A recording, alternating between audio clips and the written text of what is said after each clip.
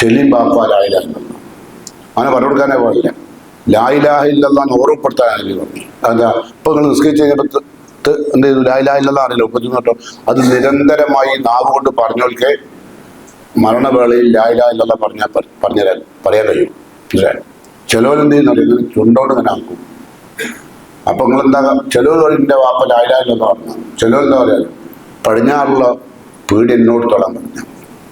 അങ്ങനെ മോൻക്ക് വല്ല വാപ്പ വയ്ക്കുന്നത് അവർക്ക് സ്വത്താ പ്രശ്നം.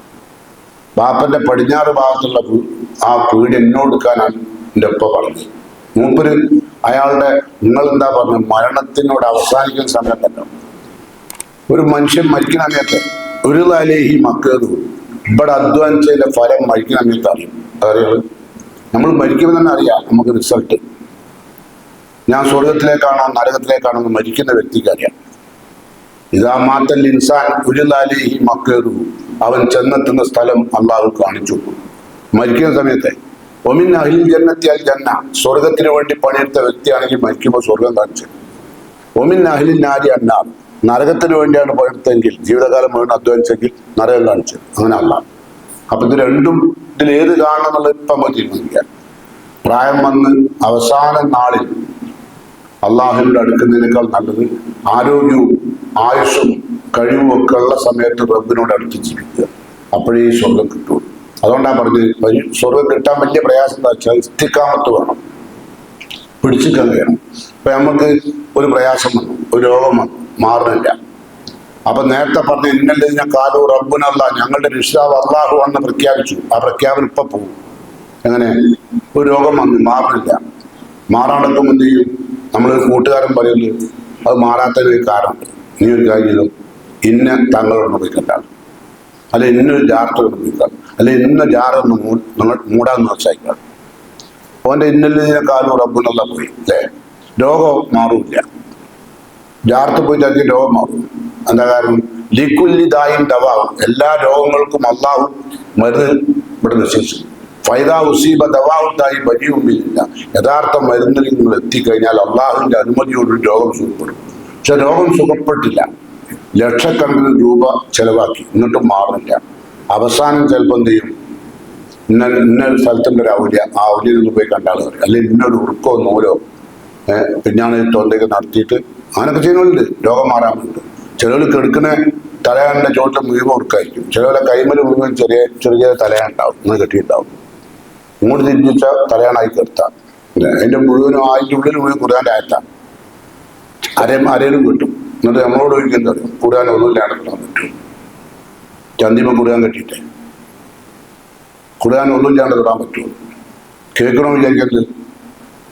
മൂപ്പര കയ്യിൽ ഖുർആനില്ല. ഖുർആൻ ചന്തിമ കെട്ടിയിട്ടാണ് ചോദിക്കുന്നത് ഖുർആൻ ഒന്നുമില്ലാണ്ട് തൊടാൻ പറ്റുമോ? മുമ്പൊരു കള്ളൻ ചോദിച്ചേ എനിക്ക് കുറച്ച് ഖുർആൻ കക്കണം എന്നുണ്ട് പള്ളിയിൽ, അതിന് ഒന്നുണ്ടാക്കണം. ഖുർആൻ കക്കാൻ പള്ളിയിൽ അതിന് ഒന്നുണ്ടാക്കണം. അങ്ങനത്തെ മസാലയിട്ടാണ്. അപ്പൊ അതല്ല ഇവിടുത്തെ വിഷയം. ഇവിടുത്തെ വിഷയം സാധാരണഗതിയിൽ രോഗം നിരന്തരമായി വന്നിട്ട് മാറുന്നില്ലെങ്കിൽ വഴിവിട്ടു പോകും. അവിടെയും ഇസ്തിഖാമത്തുണ്ടാവില്ല. അതുകൊണ്ടാണ് സുമ്മസ്തക്കാം. അങ്ങനെ ജീവിച്ചു. പരീക്ഷണ വേളയിൽ പിടിച്ചു വന്നു. മക്കൾ ബുദ്ധിമുട്ടിച്ചു, ഒരു ബുദ്ധിമുട്ടുണ്ടായില്ല. സമ്പത്ത് മുഴുവൻ പോയി, എല്ലാവരും അവഗണിക്കപ്പെട്ടു. ഭാര്യ അവഗണിക്കപ്പെട്ടു, മക്കൾ അവഗണിക്കപ്പെട്ടു. മക്കളും മുതലും ആരോഗ്യമൊക്കെ ഉള്ളപ്പോൾ മക്കളും ഉണ്ടാവും, കുടുംബം ഉണ്ടാവും, ബന്ധം ഉണ്ടാവും അല്ലേ? ഇതെല്ലാം പോയ ആരുണ്ടാകും? ആരുണ്ടാവില്ല. ഭാര്യ ആദ്യമായി പറയും എന്ത്? മുണ്ടാണ്ട് കുത്തുന്നോളി, ആവശ്യമില്ലാത്ത വർത്തമാനം പറഞ്ഞാൽ അല്ലേ? എപ്പം നിങ്ങൾ ആരോഗ്യം പോയി, നിങ്ങളെ പൈസയും പോയി, എല്ലാം കഴിഞ്ഞാൽ അല്ലേ? എല്ലാ ഭാര്യയും കേട്ടോ, ഈമാനില്ലാത്ത ഖുർആനും ദീനൊന്നും ഇല്ലാത്ത കുറെ ഭാര്യമാരുണ്ടാവും. അവർക്ക് വെറും സൗന്ദര്യം പോലെ ഉണ്ടാവും. ഒരു 24 മണിക്കൂറും കണ്ണാടിയിൽ ഒന്നും ചെറുക്കിയായി സ്വന്തം ഓരോ അള്ളിയിട്ടില്ല ബന്ധപ്പെട്ടു, കണ്ണാടിയില്ല ബന്ധപ്പെട്ടു. തൊലി കുറച്ച് വെളുത്തു പോയാൽ പിന്നെ കണ്ണാടിൻ്റെ ഒന്നും നടന്നില്ല. ഓരോ ഏറ്റവും പൈസ മുടക്കുന്നില്ല, അവർ ഫെയർ ആൻഡ് ലവ്ലിക്ക് മോന്തമ്മ തേക്കുക, പിന്നെ ഒന്നും ഉണ്ടാക്കൂല, കാരണം അത് പോവും. അപ്പൊ നിസ്കാരമില്ല. പിന്നെ ഒരു തേമം ചെയ്യും, തേമം ചെയ്യാറുണ്ട്. ഇതൊന്നും അല്ലെടുക്കൂല, കാരണം അള്ളാനെ പറ്റിക്കാനുള്ള പരിപാടിയാണ്. അതുകൊണ്ട് അതൊന്നും സ്വർഗത്തിന് വേണ്ടി പറഞ്ഞിട്ടുണ്ട്. അപ്പൊ അതുകൊണ്ട് ഞാൻ പറഞ്ഞു വരുന്നത് തത്തനസ്സലു അലൈഹിമുൽ മലായിക്കത്ത്, അള്ളാഹു നിരന്തരം പരീക്ഷിച്ചു. ഭാര്യനെ കൊണ്ട് പരീക്ഷിച്ചു, മക്കളെ കൊണ്ട് പരീക്ഷിച്ചു, സമ്പത്ത് കൊണ്ട് പരീക്ഷിച്ചു, ആരോഗ്യം കൊണ്ട് പരീക്ഷിച്ചു, ഉള്ള രോഗം മുഴുവൻ തന്നു. എന്നിട്ടൊന്നും റഹ്മാനായ റബ്ബിന് വിടാതെ പിടിച്ചു. അങ്ങനെയുള്ള ആളുകൾ മരിക്കുമ്പോൾ തത്തനസ്സലു അലൈഹിമുൽ മലായികത്ത്, മലക്കുകൾ അവരുടെ നേരെ ഇറങ്ങും. അങ്ങനെ സഅദ് ഇബ്നു അബീ വഖാസൊക്കെ മരിക്കുന്ന സമയത്ത് മലക്കുകൾ ആകാശത്തുനിന്ന് ഭൂമിയിലേക്ക് ഇറങ്ങിയിട്ട് ചവിട്ടുന്ന ശബ്ദം തഹറക്കത്തിൽ അർശ, സിംഹാസനം പോലും വിറകൊണ്ടുപോയി. എന്നിട്ട് ചവിട്ടി ഇറങ്ങിയിട്ടേ. എൻ്റെ സഹാബത്തൊക്കെ മരിക്കുന്ന സമയത്ത് അങ്ങനെ 70,000 മലക്കിറങ്ങും ഒരാൾ മരിക്കുമ്പോൾ. അത് കാഫർ മരിക്കുമ്പോൾ മുസ്ലിം മരിക്കും. തത്തനസ്സലു അലൈഹിമുൽ മലായികത്ത്, മൂമിൻ മരിക്കുമ്പോൾ ആകാശത്ത് വാനമിറങ്ങുന്ന മലക്കുകൾ മരിക്കുന്ന വ്യക്തിയോട് പറയും അല്ലാ തഖാഫു, ഒരു പേടിയും പേടിക്കണ്ട. കാരണം ഇവന്റെ മുമ്പിൽ സ്വർഗം കാണുന്നത് ഓനക്ക് കാണിച്ചു കൊടുത്തതാണ്. ഇപ്പം വിശ്വാസിയാണ്. അപ്പോൾ ഓന് സ്വർഗം കാണിച്ചുകൊണ്ടാണ് കൊണ്ടുപോകുന്നത്. ഓനോട് പറയാൻ മലക്കുകൾ അല്ലാ തഖാഫു, ഒരു ഭയം വേണ്ട, വലാ തഹ്സനു, ദുഃഖിക്കും വേണ്ട. എന്താ ദുഃഖിക്കേണ്ടായിരുന്നു? ഇവിടെ ഒരുപാട് പ്രശ്നം വിട്ടേച്ചാൽ പോണ്ട്. മക്കളുണ്ട്, മക്കൾക്കൊന്നും ജോലി ആയില്ല, അവർക്കൊന്നും ഓരോന്നും വലിയ വലിയ കുട്ടികളല്ല, ഒക്കെ പ്രായപൂർത്തിയാകാത്ത ചെറിയ ചെറിയ മക്കളാണ്, സമ്പത്തില്ല, ഭാര്യ നോക്കാൻ ആളുണ്ടാവില്ല. ഈ ഒരു ഭയവും വേണ്ട, ഒക്കെ അല്ല ഏറ്റെടുത്തു. അതാ അല്ലാ തഖാഫു, ഒരു ഭയവും വേണ്ട, വലാ തഹ്സനു. പിന്നെ മരിക്കുന്ന സമയത്ത് എന്താ പറഞ്ഞു?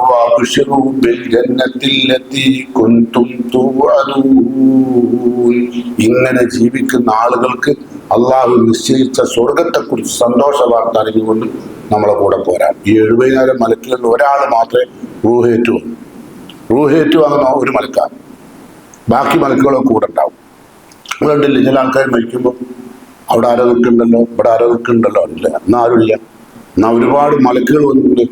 ഇപ്പം നോക്കുമ്പോൾ മൂപ്പര് കാണുന്നുണ്ട്, ആളെ കാണുന്നുണ്ട്, മരിക്കുന്ന വ്യക്തി കാണും.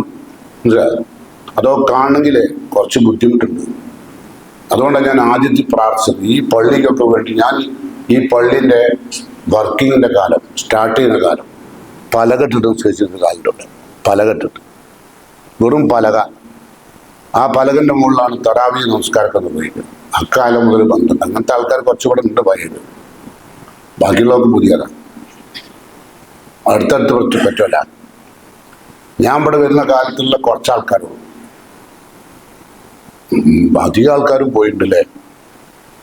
അതാ മൂപ്പര തലാട്ടുണ്ട്, മൂപ്പരത്തിന് അറിയാം. നിങ്ങളെ പേര് മരീക, മരീക സാഹിബിന് അറിയാം. അതുപോലെ കുറച്ച് ആൾക്കാർ ഇവിടെ ഉണ്ട്, അതേ പ്രായമുള്ള അല്ലേ. അന്നുണ്ടായിരുന്ന കുറേ ആൾക്കാർ, മാനാംകുളം അല്ലേ, അങ്ങനെ കുറച്ച് ആൾക്കാരുണ്ട്. അവരൊക്കെ യാത്രയായി. അതുകൊണ്ടാണ് അവർക്ക് വേണ്ടി പ്രാർത്ഥിച്ചത്. നമ്മളൊക്കെ അപ്പോഴും അവർക്ക് വേണ്ടി പ്രാർത്ഥിക്കണം. കാരണം ഈ പള്ളി ഇവിടെ നിലനിർത്തുന്നതിൽ വലിയ പങ്ക് വഹിച്ച ഒരാൾ. നിങ്ങൾക്കൊക്കെ ഹിദായത്തിൻ്റെ വെള്ളി വെളിച്ചം നൽകാൻ ഇതൊരു മനാറായി, ഒരു ലൈറ്റ് ഹൗസ് ആയിട്ട് നിൽക്കണം പള്ളി. ആ ലൈറ്റ് ഹൗസ് ഉണ്ടാക്കിയ ആളുകൾക്ക് വേണ്ടി കേൾക്കണം. അങ്ങനെ കേൾക്കുമ്പോൾ നമ്മളെ ഉമ്മാനും ബാപ്പാനും നോക്കുക. നമുക്ക് ജന്മം നൽകി നമ്മളെ പോറ്റി വളർത്തി പഠിച്ചോനെ, അവർക്ക് അള്ളാഹുവെ ബർസഖുല്ലാലമിനും പരലോകത്തും ഖൈറ് കൊടുക്കണേ, അവരെ നീ ശിക്ഷിക്കല്ലേ എന്ന് പ്രാർത്ഥിക്കണം 5 നേരം.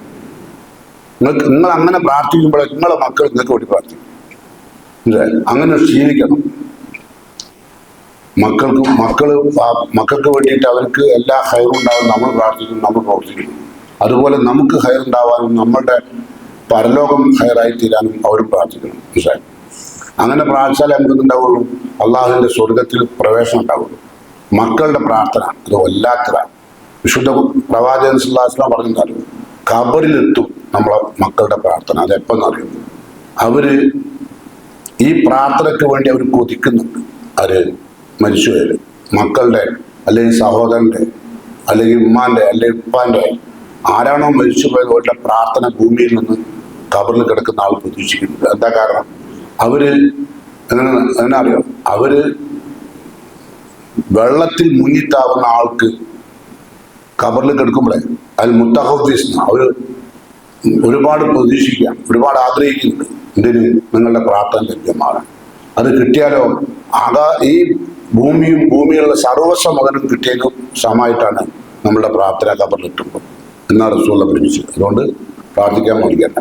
എന്താ ഒരുപാട് പരീക്ഷണങ്ങൾ അനുഭവിച്ചു നമ്മളെ പോറ്റി വളർത്തി നമ്മളെ നോക്കുന്നതിനിടയിൽ അള്ളാഹുവിനോടും റസൂലിനോടുള്ള കൽപ്പനകൾ ഒരുപാട് വിട്ടുപോയവരാണ് അവർ, അല്ലേ? ഒരുപാട് നന്മകൾ ചെയ്തെങ്കിലും അതിൻ്റെ കൂട്ടത്തിൽ ഒരുപാട് തിന്മകൾ ഉണ്ടായിട്ടുണ്ട്. എന്നാൽ തിന്മകൾ ചെയ്തവരും പേടിക്കാനുണ്ടോ? അള്ളാഹു ഉയ്ദത്തിൽ മുത്തഖീൻ, സ്വർഗം മുത്തഖീങ്ങൾക്ക് വേണ്ടി ഒരുക്കിയെന്നാ പറഞ്ഞു. പക്ഷെ അള്ളാഹ് പറഞ്ഞെന്താ അറിയോ? മുത്തഖീങ്ങൾക്ക് മാത്രമല്ല, കുറച്ചൊക്കെ തമ്മാടുത്തം ചെയ്തോട്ട് കിട്ടും. അത് കഴിച്ചിട്ട് തമ്മാട്ടം ചെയ്യാൻ പറ്റട്ടോ. കുറച്ചൊക്കെ തമ്മാട്ടം ചെയ്ത് നിൽക്കും. തമ്മാട്ടിൽ പോയാൽ ഇങ്ങോട്ട് വരാൻ കഴിയില്ല. തമ്മാട്ടിൽ പോയ പിന്നെ ഹിദായത്തിലേക്ക് വരാൻ വലിയ പ്രയാസമാണ്. കാരണം പിശാച് കൊള്ളൂല. അതുകൊണ്ട് വല്ലതീന ഇതാ ഫഅലു ഫാഹിഷത്തൻ,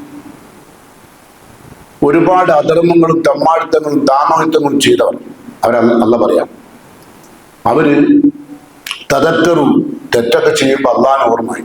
ഇപ്പൊ ഫസ്റ്റ് ഒരു ഇസ്തിഗ്ഫാർ നടത്തി അള്ളാഹിനോട് പൊറുക്കലിന് തേടി എങ്കിൽ അള്ളാഹു അത്തരം ആളുകളുടെ പ്രാർത്ഥന ഇസ്തിഗ്ഫാർ അള്ളാഹു കബൂൽ ചെയ്യുകയാണെങ്കിൽ അവർക്ക് രക്ഷ കിട്ടും.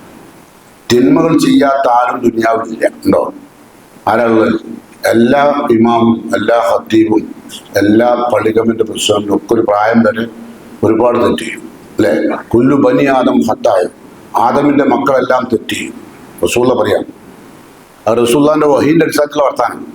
കുല്ലു ബനി ആദം ഖത്തായ വഖൈറുൽ ഖത്തായിന തവ്വാബൂൻ, തെറ്റ് ചെയ്യുന്നവരിൽ ഏറ്റവും നല്ല മനുഷ്യൻ തൗബ ചെയ്യുന്നവരാണ്, ഇസ്തിഗ്ഫാർ ചെയ്യുന്നവരാണ്. എന്ന് പറഞ്ഞാൽ താൻ ചെയ്ത് തെറ്റാണെന്നുള്ള ബോധം വന്നാൽ അപ്പൊ തന്നെ അസ്തഗ്ഫിറുല്ലാഹ് അല്ലെ? ഒരു നോക്കാൻ പാടില്ലാത്തൊരിടത്തേക്ക് നോക്കി അസ്തഗ്ഫിറുല്ലാഹ്, ഒരു കേൾക്കാൻ പാടില്ലാത്ത കാര്യം കേട്ടു അസ്തഗ്ഫിറുല്ലാഹ്. അപ്പൊ ഡിലേറ്റ് ആവും അല്ലെ? നിങ്ങൾക്ക് വരുന്ന മെസ്സേജ് ഡിലേറ്റ് ആക്കല്ലേ? അതുപോലെ തമ്മാടിത്തങ്ങളുടെ ചിന്ത വന്നാൽ മതി, തലച്ചോറുള്ളത് വരുമ്പോഴേക്കും അസ്തഗ്ഫിറുല്ലാഹ് എന്ന് പറഞ്ഞു. അങ്ങനെ ജീവിക്കുമ്പോൾ അത്തരം ആളുകളിൽ നിന്ന് ചില തെറ്റുകളൊക്കെ വന്നാൽ അല്ലാഹു ഉണ്ടാകും. അല്ല ഞാൻ മുത്തഖീങ്ങൾക്കുള്ള സ്വർഗം. ഇപ്പൊ ഞാൻ പറഞ്ഞു വന്നത് ഇത്രയും നേരം പറഞ്ഞത് അള്ളാഹു സുബ്ഹാനഹു വ തആല പറഞ്ഞതാണ് എല്ലാവരും മരിക്കും അല്ലെ? സൂറത്ത് ആൽ ഇംറാനിലാണ് പറഞ്ഞത് കുല്ലു നഫ്സിൻ ദായിഖത്തുൽ മൗത്ത്, എല്ലാവരും മരിക്കും, മരിച്ചേ പറ്റൂ. നഫ്സ് ഉണ്ടോ മരിക്കണം. അത് മനുഷ്യൻ മാത്രമല്ല, എല്ലാ ജന്തുക്കളും മരിക്കണം അല്ലെ? അതെല്ലാവർക്കും ഉള്ള. അതുകൊണ്ട് കുല്ലു നഫ്സിൻ, നഫ്സ് ഉള്ളവരെല്ലാം മൗത്തുണ്ട്. മരിക്കാണ്ടൊക്കെ എന്ത് വേണം? ജനിക്കാണ്ടൊക്കണം. അല്ല ഞാൻ മരിക്കും. അതുകൊണ്ട് ഫമൻ സൂസി അനിന്നാ, ആരെങ്കിലും മരിക്കുമ്പോൾ നരകത്തിൽ രക്ഷപ്പെടുകയും ഉദ്ഖിലൽ ജന്ന, സ്വർഗപ്രവേശനം സന്തോഷ വാർത്ത ലഭ്യമാവുകയും ചെയ്താൽ ഫഖദ് ഫാസ്, അവൻ വിജയിച്ചു. അങ്ങനെ വിജയിക്കണം എന്ത് വേണം? ഒമൽ ഹയാത്തു ദുനിയ ഇല്ലാ മത്താഉൽ ഖുറൂർ, ഈ ദുനിയാവ് വഞ്ചിക്കപ്പെടുന്ന സ്ഥലമാണെന്ന് ഓർമ്മപ്പെടുന്നു. ആ വഞ്ചിക്കപ്പെടുന്ന രണ്ട് പ്രധാനപ്പെട്ട സാധനങ്ങൾ, ഒന്ന് ഒത്തക്കും ദുനിയാവ്, ഒത്തക്കും നിസാ. നമ്മളെ വഞ്ചിക്കുന്ന രണ്ട് സാധനത്തിൽ ഒന്ന് സമ്പത്താണ്, ദുനിയാവ്, ഒത്തക്കും നിസാ.